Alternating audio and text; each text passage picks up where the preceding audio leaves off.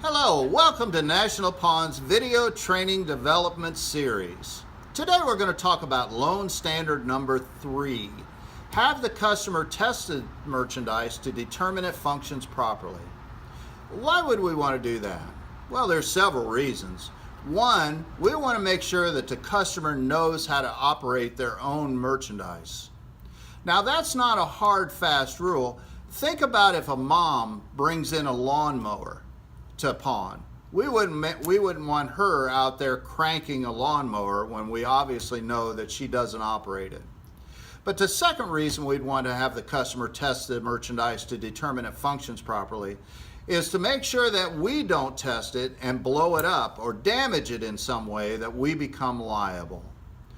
Those are just a couple of reasons why we would want to have the customer test the merchandise to determine it functions properly.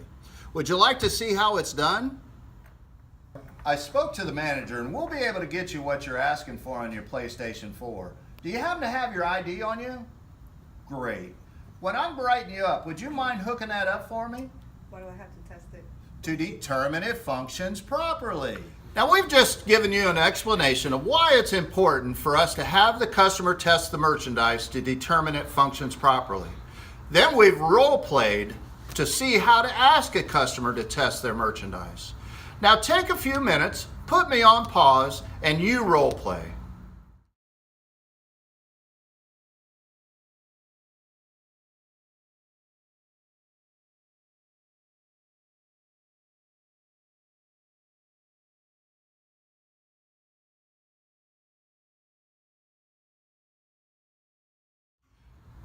Well, hopefully you got a lot out of loan standard number 3. But you know, loan standard number 3 goes way more important than just have the customer test the merchandise. If for some reason that merchandise comes out for sale, we want to make sure that we have good working merchandise to sell our customers. Loan standard number 3, have the customer test the merchandise to determine it functions properly.